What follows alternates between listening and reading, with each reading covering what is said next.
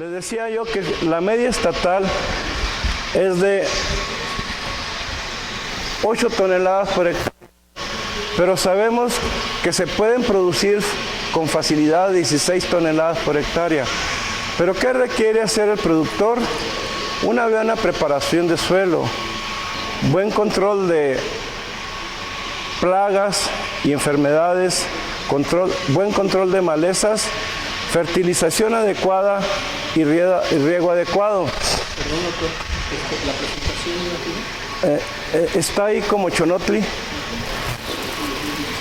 Xonotli 2016, sí.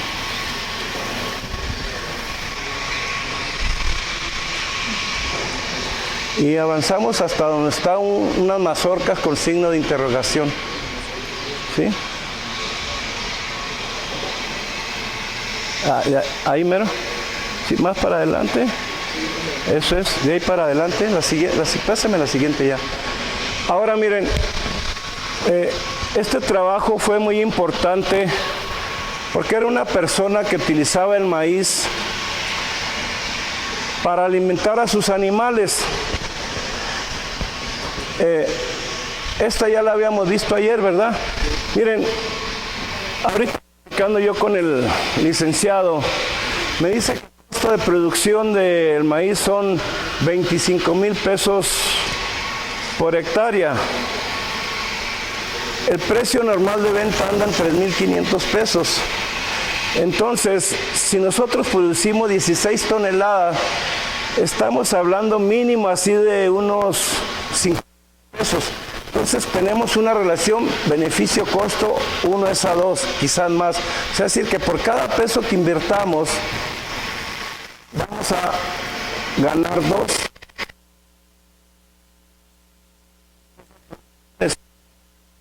Corremos en agua y en fertilizantes, aumenta más la relación beneficio-costo. Y yo les decía lo siguiente, enganchar bien la plática. Generalmente, cuando vamos con un productor, un ingeniero, él me dice, la relación de fertilizantes, nitrógeno, fósforo y potasio es 3:1. O sea,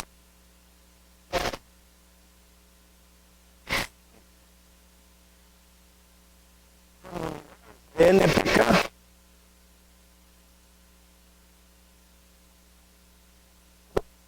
Todos los elementos mayores y menores, esa fue la clase de fertilidad. Son 16 elementos básicos que necesita la planta. Nitrógeno, fósforo, potasio, calcio, magnesio, azufre, boro, molibdeno, fierro y zinc, y se me escapan unos más, pero yo confío que la plática queda grabada aquí en la computadora para que ustedes tengan acceso a lo que ya vimos de fertilidad. Pero miren cómo está la cosa. Si controlamos una buena fertilización, del 1 al 9, tenemos que el nitrógeno ocupa el 9º lugar, el potasio es el 8º lugar, el calcio es el 7º, el magnesio el 6º, el fósforo el 5º, el fierro el 4º, el manganeso el 3, el zinc y el cobre 2 y 1. ¿Y qué pasa a nivel ranchero?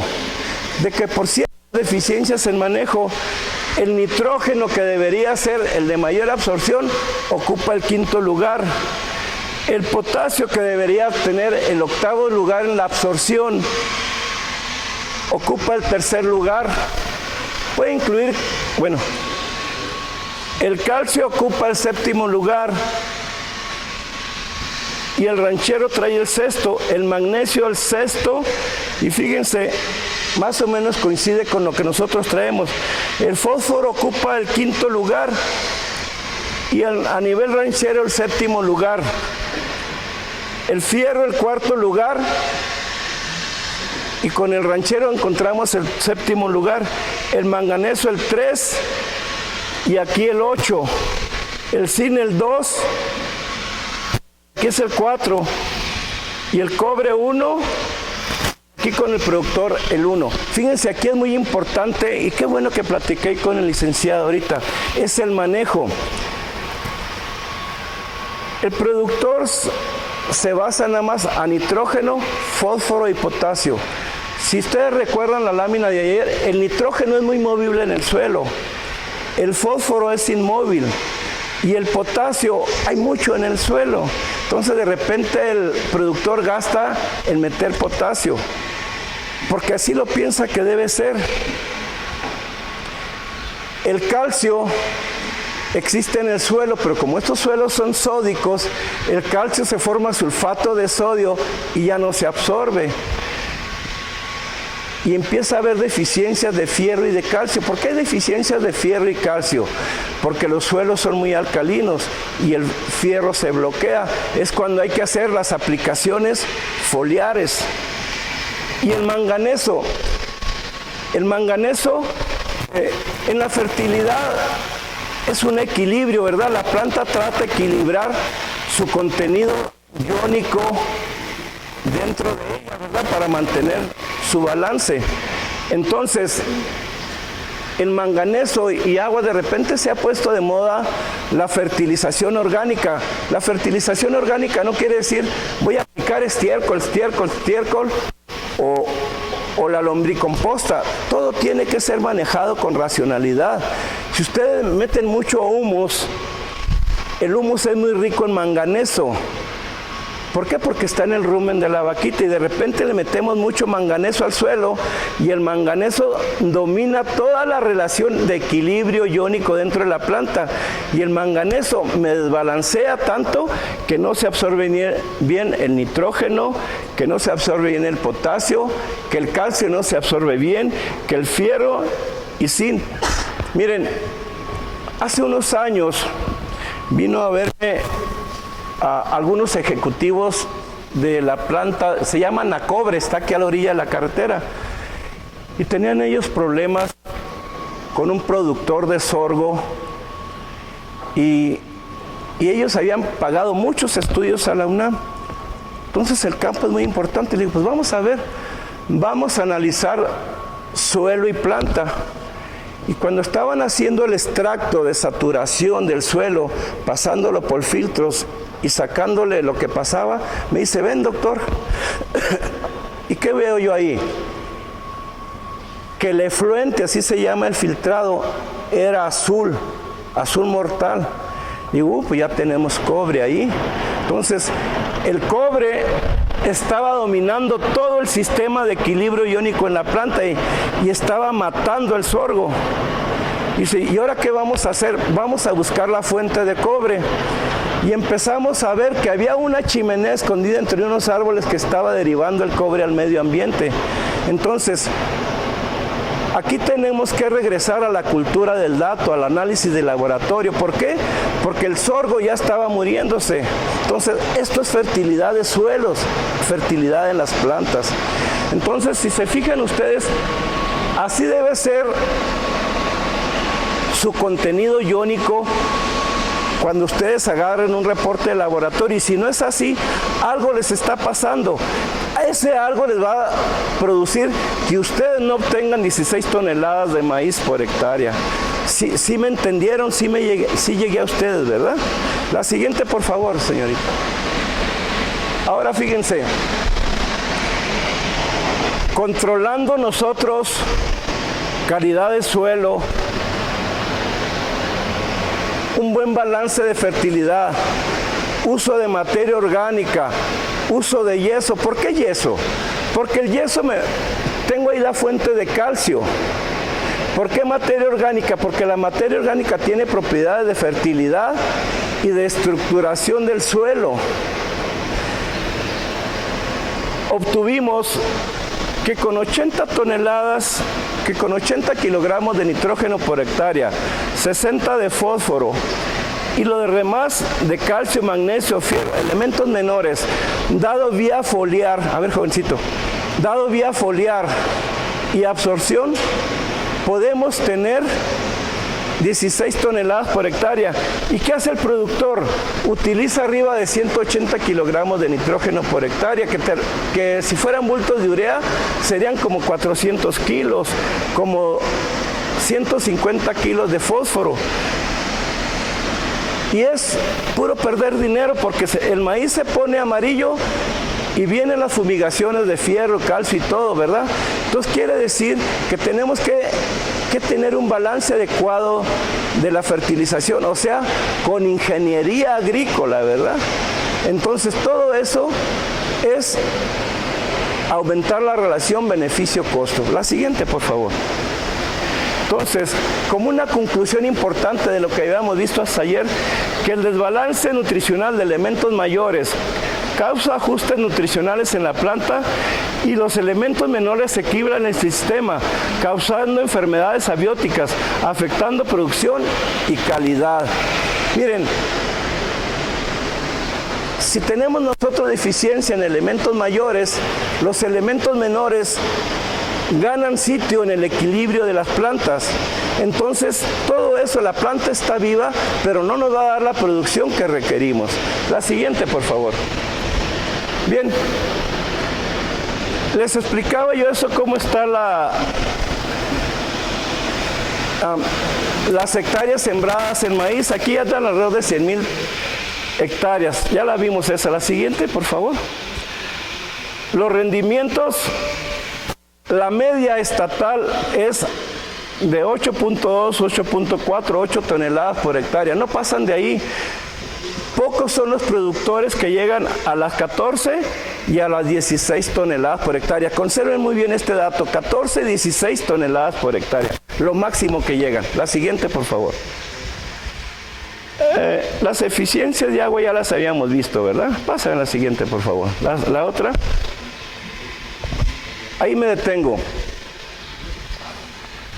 Siempre hay una relación entre nitrógeno, fósforo, potasio y elementos menores con la cantidad de agua utilizada.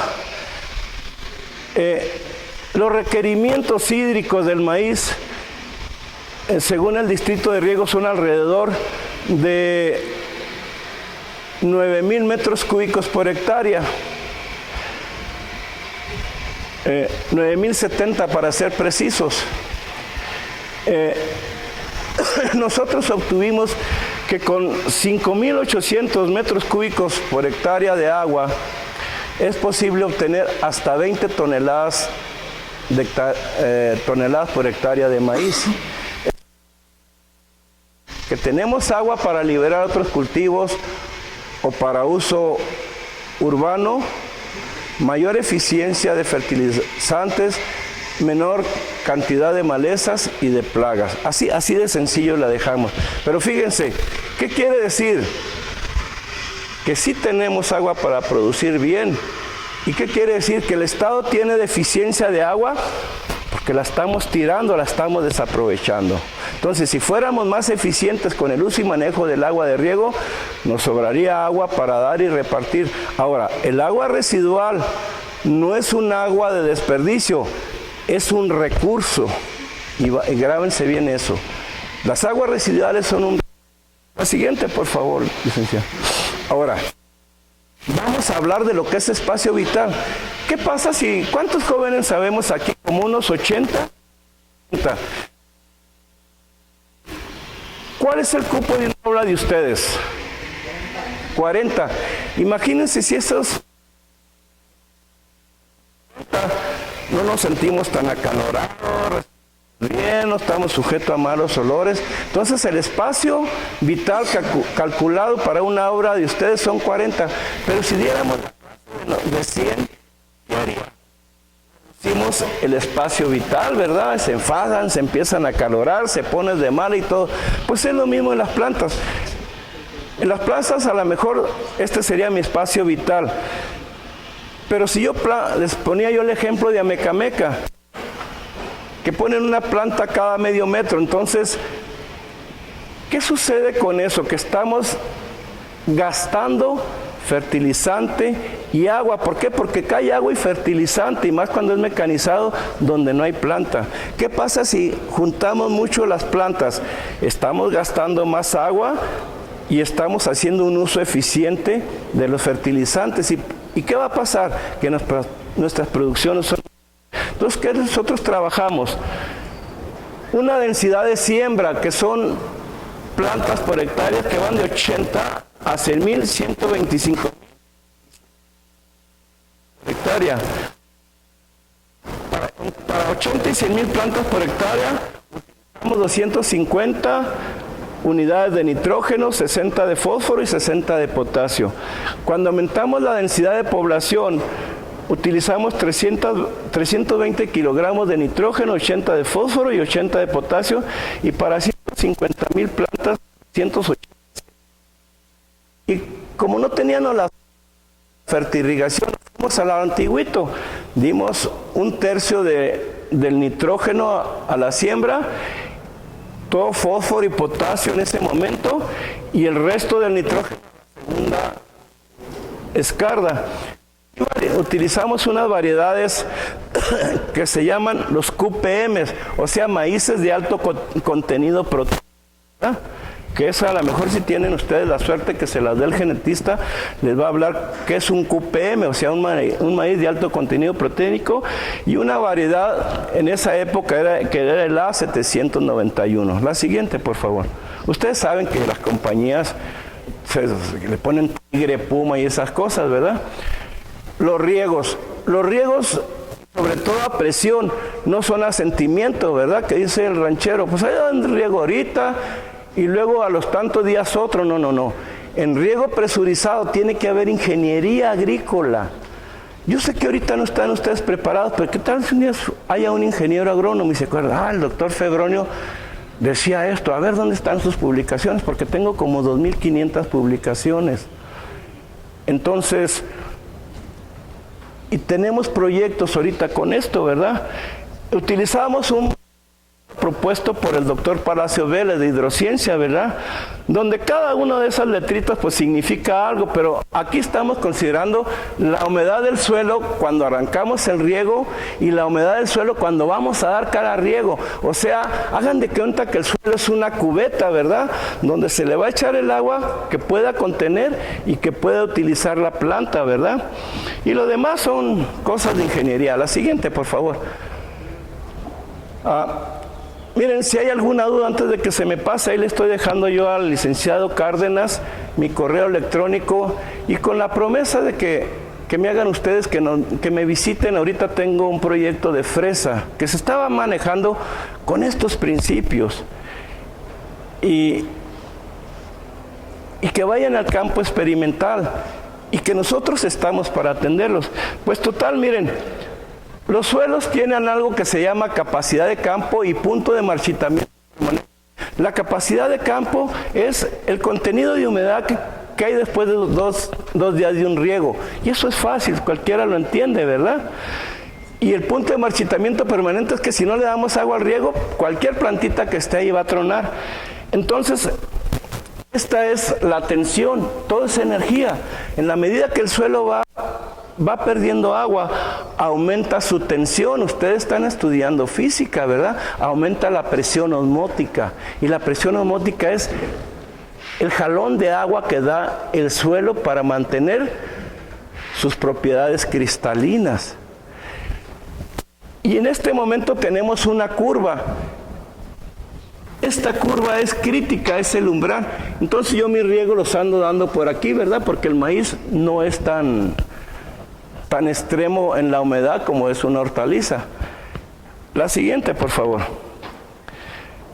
Ahora miren, cuando nosotros manejamos 80,000 plantas por hectárea, los QPM son el H368, el H441 y el H469. Y el A791 es la variedad comercial. Y obtuvimos que los rendimientos andaban entre 14 y 16 toneladas. Aumentamos la densidad de siembra y encontramos que los QPMs, por ejemplo el H368, tenía 15 toneladas por hectárea, pero de verdad, no en un cachito así, porque lo que nosotros hacemos es lo siguiente, decimos, en 10 metros cuadrados yo obtuve 15 kilos, en 10,000 metros cuadrados tanto. Inflo la producción, pero en una hectárea ya es de adeveritas, ¿verdad? Que está pasando algo. Toneladas para el H368. Para el H441 y el H469, 18 toneladas de adebis. O sea, haciendo los factores de conversión que de repente uno inventa.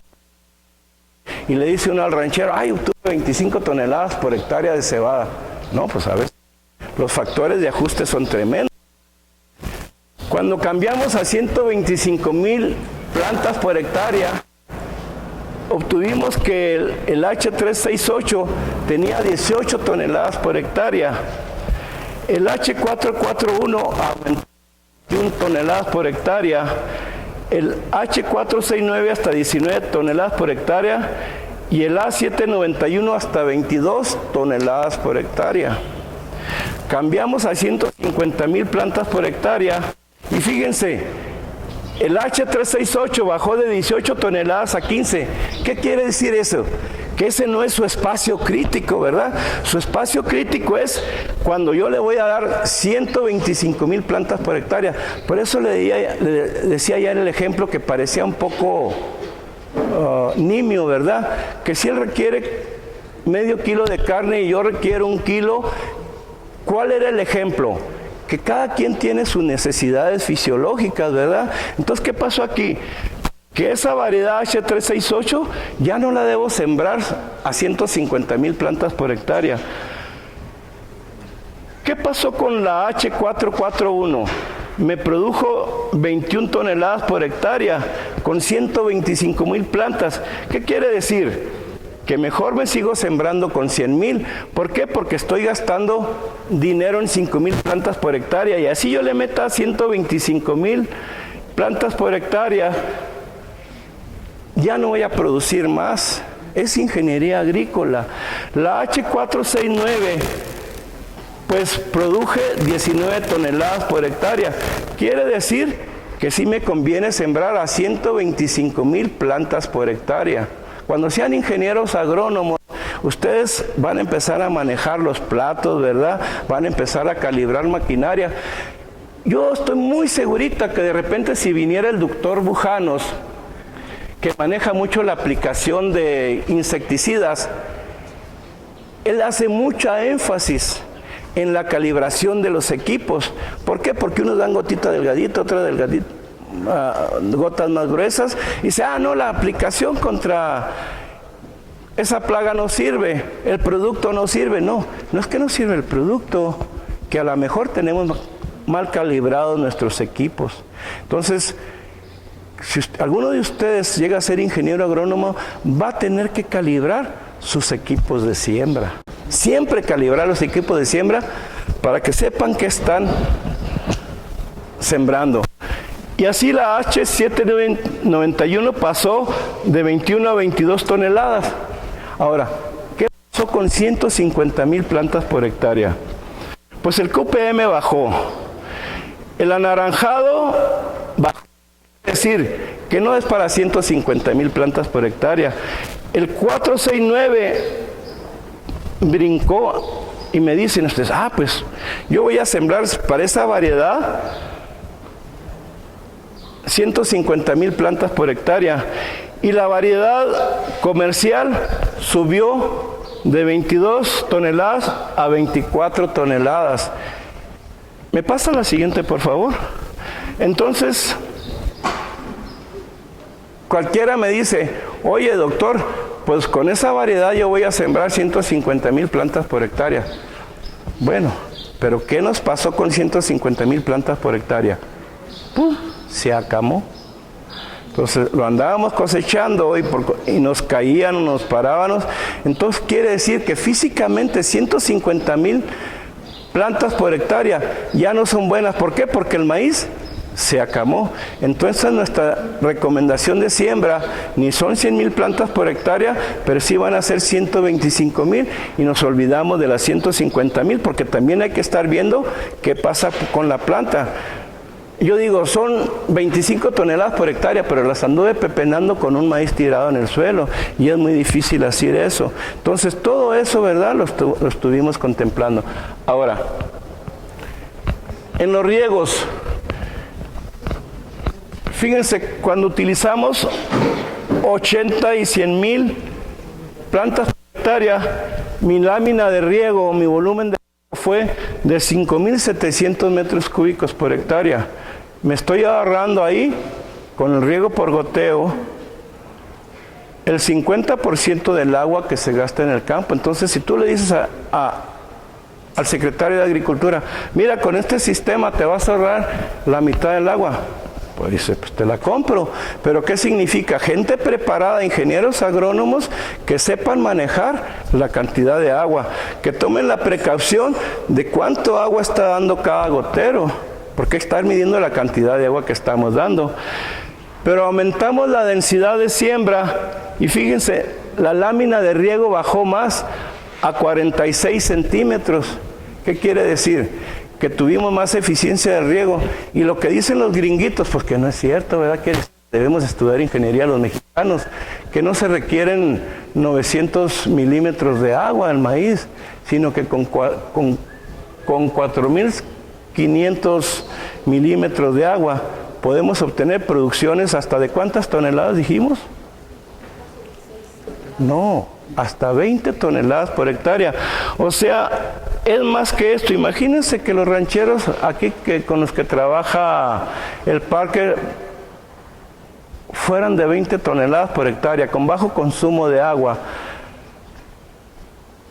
sin problemas de malezas, porque no hay agua hacia el fondo del surco. Pues es un hit, ¿verdad? Ahora, ¿qué necesitamos esto? Pues la transferencia, que es lo que estamos haciendo aquí, ¿verdad? Porque nada sirve que se queden mis trabajos en la gaveta. Los mandemos con rancheros selectos si no lo transferimos. ¿Qué es lo valioso de esto?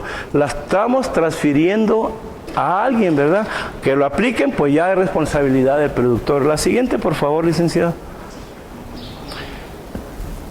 Y también separamos las densidades de siembra. Miren, ahí pueden ver otra vez ustedes ya en un conjunto de los maíces de alto contenido proteico contra las variedades comerciales.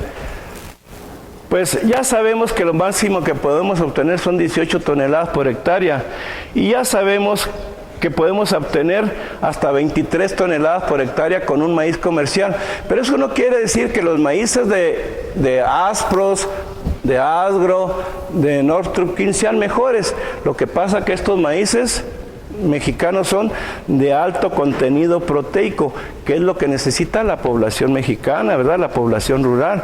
Yo no les puedo hablar mucho del triptofano y ese tipo de cosas que manejan los genetistas porque no es mi área, ¿verdad? A mí es enfebronio. ¿Qué requiere este maíz de alto contenido proteico? Esto es lo que requiere, ¿verdad? Hasta ahí llego yo. Pero ese maíz de nosotros va a llegar a la población. O sea que estos maíces QPM tienen su plus, ¿verdad? Pero desafortunadamente no sé ahorita si haya un plus cuando producen ustedes estos maíces comerciales, que el tigre, el puma y esos, ¿verdad? Por los contenidos proteicos, pero creo que sí son ricos en triptofano y esas cosas. Entonces, ya sabemos que los maíces de la competencia pues tienen más producción. ¿Por qué? Por su genotipo, ¿verdad? La siguiente, licenciado. La siguiente, señorita. Ahora, mi recomendación, fíjense, si yo siembro en Celaya, siembro en Juventino, siembro aquí en Chonotli, en Villagrán, los tipos de suelo son distintos. Estos son los tipos de suelo que existen en Guanajuato. A ver, jóvenes, presten atención. Fíjense cuántos tipos de suelos tenemos aquí en Guanajuato. 1, 2, 3, 4, 5, 6, 7, 8, 9, 10. 10 tipos de suelos distintos que no van a tener las mismas recomendaciones. Yo les doy una guía, pero el ingeniero agrónomo que esté preparado en suelos, que esté preparado en fitotecnia, debe ser capaz de ajustar esta recomendación. Debe ser capaz de agarrar su muestra de suelo y llevarla al laboratorio y poder ajustar esto. Porque fíjense, en esta área, pásame la siguiente, que es un tipo de suelo semejante, pero vamos a hablar de Celaya. Celaya tiene un contenido del 34% de arena, del 32% de limo y del 34% de arcilla. Villagrán. es más arenoso, es el 35%. Tiene el 28% de limo y Celaya tiene el 32%. Tiene más tierra lama. Y Arcilla de Celaya tiene el 34% y Villagrán tiene el 37%. Hay diferencias. Pueblo Nuevo yendo para Pénjamo. Miren ustedes, tienen el 44% de arcilla. Y ustedes dicen aquí, este suelo es arcilloso y el de Pénjamo es arcilloso. Sí es arcilloso, pero están variando sus contenidos texturales. Y eso quiere decir que sus necesidades de agua son distintas, sus láminas de riego son distintos. Ahora, hablamos de pH. Miren, todos los suelos de aquí, de Guanajuato, son alcalinos, tienen un pH de 8.5. Y a ver, joven, y cuando ustedes llegan al laboratorio y el laboratorista les dice, el pH de tu suelo es de 7.0, y dicen, pues ¿qué pasó? El doctor Febronio dicen que son alcalinos. Porque el laboratorista determina su pH en la relación suelo-agua 1:2, o sea que por 20 gramos suelo mete 40 de agua para poder hacer su extracto, pero el pH debe estar en el extracto de saturación. Y se dan cuenta ustedes que los suelos son alcalinos. Si un suelo es alcalino, ¿qué van a tener? Problemas con fertilidad, principalmente con elementos menores, maíces albinos. Y ustedes salgan y ven sus trigos y todo, que sus cebadas son albinas. ¿Por qué? Por ese efecto de pH. ¿Por qué? Porque tenemos deficiencias en la absorción de fierro y zinc. No se diga ajo, ustedes vayan a ver ahorita ajos todavía y van a ver que están moteados por la deficiencia de fierro y zinc. Ahora, la conductividad eléctrica es la salinidad. Fíjense, hay suelos que tienen desde 7 milimols, que no está aquí, pero yo he detectado, viendo todos los datos, suelos que tienen 70 milimols de conductividad eléctrica y suelos que tienen 0.8 de conductividad eléctrica. Dices, no tengo salinidad. No tienes salinidad. Pero si tú no tienes salinidad y tienes un pH de 8, segurito tienes problemas de dispersión coloidal. O sea, ustedes ven el salitre, ven su suelo disperso. ¿Qué quiere decir? Que la penetración del agua es distinto. Y dice, no tengo salinidad, pero tienes alcalinidad. Y si tienes una conductividad eléctrica de 7, tienes problema de salinidad. Por ejemplo, la fresa, a más de 1 milimol por centímetro de conductividad eléctrica, pierde el 50% de su producción. El frijol es igual. Entonces, tenemos que considerar todo este tipo de cosas para la fertilidad del suelo. La siguiente, por favor. Ahora, ustedes van al laboratorio y les entrega una hojita y le dice la hojita, conductividad eléctrica, salinidad efectiva, % de sodio posible, carbonato de sodio residual, relación absorción sodio y relación absorción sodio ajustado. Y les dice mediano, alto, bajo, y ya se van. A ver, presten atención, sí, muchachos, porque me están distrayendo. Entonces, ustedes se van ya con la consigna de que ya el laboratorio les dijo eso. Pues no es cierto. Tienen que saber interpretarlo, porque ustedes dicen, mi suelo es alto, tiene estos problemas, y resulta que el laboratorio les da lo que dicen los aparatos, pero el ingeniero agrónomo tiene la obligación de saber interpretarlo, de dudar del análisis de suelo. Pásame la siguiente, por favor, señorita. ¿Por qué?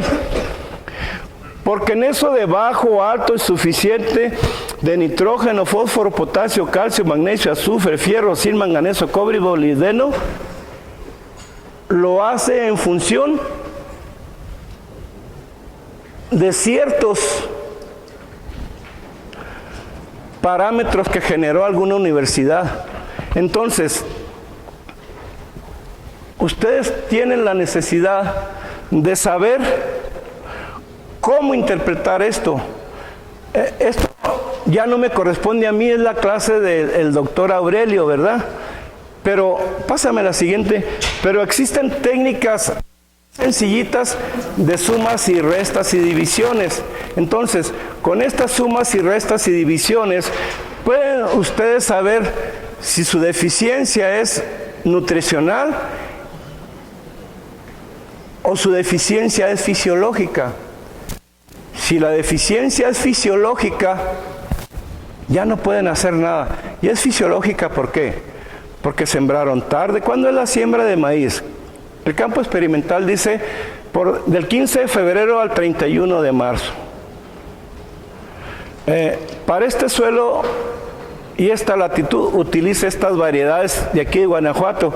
Y resulta que ustedes sembraron en mayo y se trajeron una variedad de Chiapas. Son deficiencias fisiológicas y ahí ya no pueden hacer nada. Pero si el análisis que se llama DDI les dice que sus deficiencias son nutricionales, ahí sí pueden hacer algo. ¿Por qué?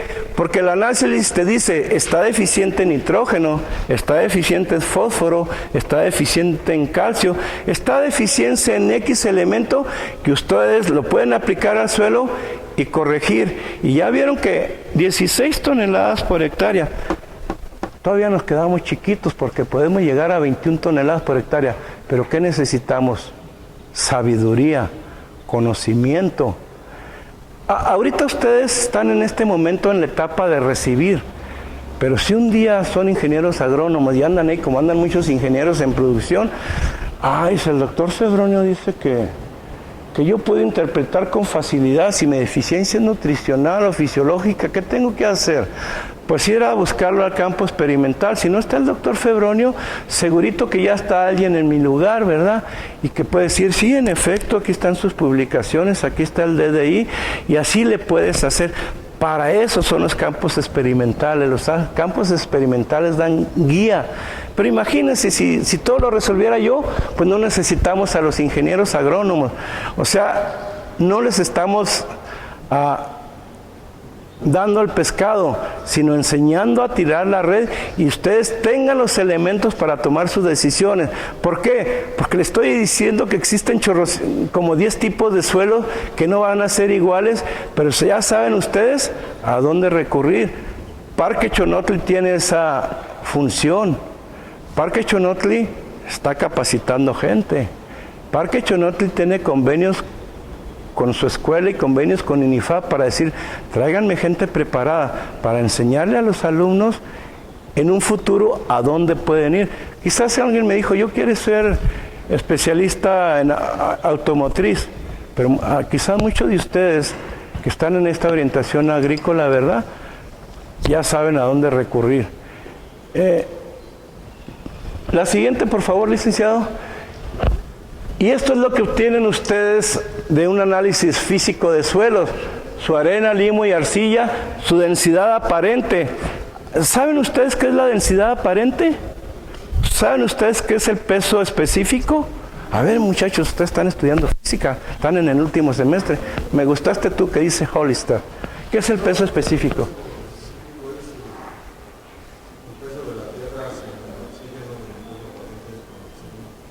Exactamente, esa es la densidad aparente, el peso con oxígeno, con aire. Y cuando decimos que es 1.27 son 1. Que un metro cúbico de suelo les pesa 1.27 toneladas por hectárea o 1.27 kilogramos por metro cúbico, en fin, pero que la capacidad de campo está al 28%. ¿Qué quiere decir? Que ese 28% de ese 1.27 es contenido de aire, y ese contenido de aire, ¿quién lo ocupa? El agua. Ese punto de marchitamiento permanente que está al 15%, que tenemos un pH 8.10 y que el laboratorio que te dice aplica 2 toneladas por hectárea, y ahí vas tú y compras tus 2 toneladas por hectárea. Y yo les decía, fíjate si tienes el agua para disolverlo y para sacarlo. Miren, yo con toda mi maestría y mi doctorado cometió un error. Fueron a INIFAP porque no estaban ya produciendo las chinampas por salinidad. Y ahí va el ingeniero Febronio con su maestría. Y no, pues que vamos a aplicar yeso y ácido sulfúrico y diseñamos ¿cómo le decimos? Microdrenes y para sacar el sulfato de sodio y para lavar, para sacarlo fuera de la chinampa. Y pues sí, empezó a producir la chinampa, empezó a dar flores, empezó a todo lo que da una chinampa en Xochimilco. Pero en el momento que yo vuelvo y analizo mi suelo, el uso de yeso y ácido sulfúrico me costó perder el 50% de la materia orgánica, irrecuperable. ¿A cómo anda el porcentaje de la materia orgánica aquí en los suelos de Guanajuato? Los suelos de Guanajuato antes tenían hasta el 4% de materia orgánica, ahora andan hasta el 1%.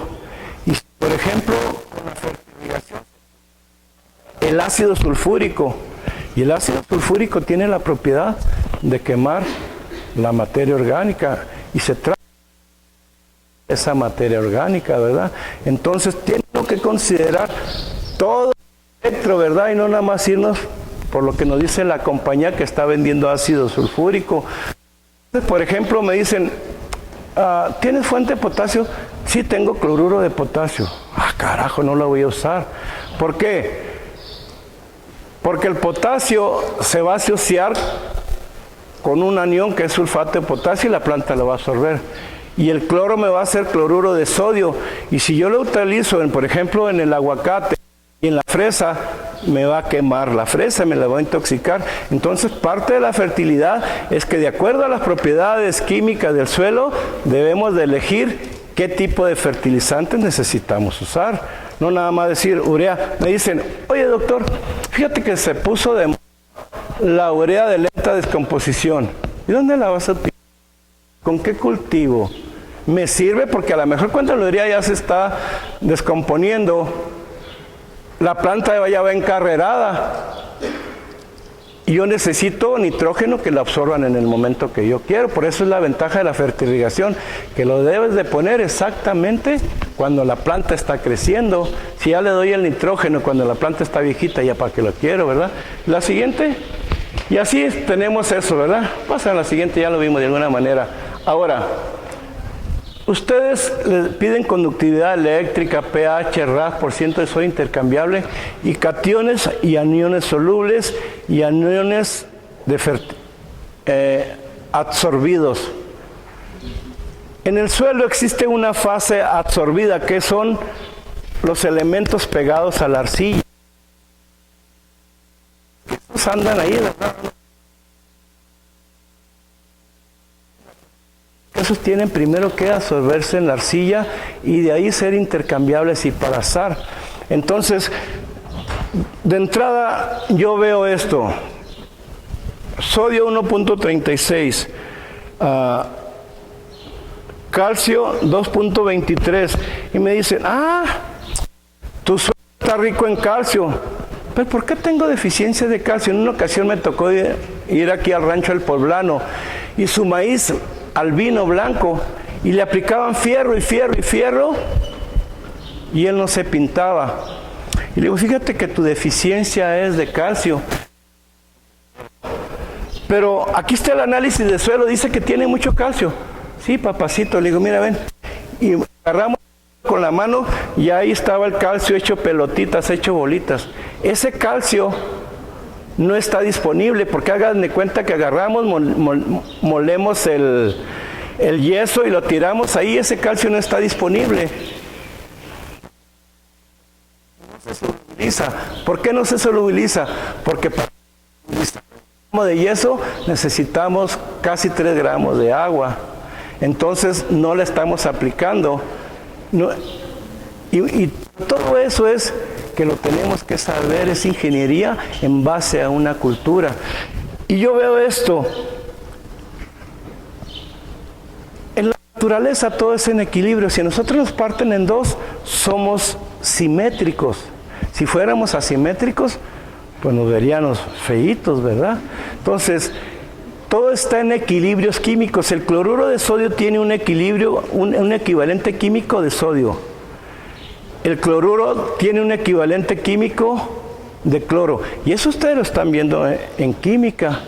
Entonces, como en el suelo entran sales y el análisis químico me lo separa, yo veo luego lo siguiente: bicarbonato. Tengo 2.29 equivalentes de bicarbonato. Y tengo 1.36 equivalentes de bicarbonato y 2.23 equivalentes de calcio. ¿Qué se me va a formar aquí? De entrada, bicarbonato de calcio o bicarbonato de sodio. ¿Y qué pasa con el bicarbonato de calcio? Son metales alcalinotérreos, me elevan el pH. ¿Y qué pasa si se eleva el pH? Problemas de absorción de nutrimentos. Porque ¿dónde está el rango de absorción óptimo? En la neutralidad. Cuando tenemos 8 arriba, ya tenemos problemas de absorción. Y si andamos en 4, tenemos problemas también de absorción. La siguiente, por favor, y creo que ya termino. Miren, este es el DDI. Esto está aquí, licenciado, para si alguno de los estudiantes tiene interés en esto y lo lee, pues no se va a dar cuenta más que son simples divisiones y simples restitas. Pásame la siguiente y se acabó, creo. Y por ahí les dejé un programita de Excel que se llama DDI, licenciado. Este DDI pues ya te explica cómo está el ejemplo de cómo sacar esa deficiencia nutricional y fisiológica, y la página está publicada que dice que es el DDI. Muchachos, pues de mi parte, ingeniero, es todo, y déjenme decirles que ha sido un placer y un privilegio dar estas pláticas con ustedes.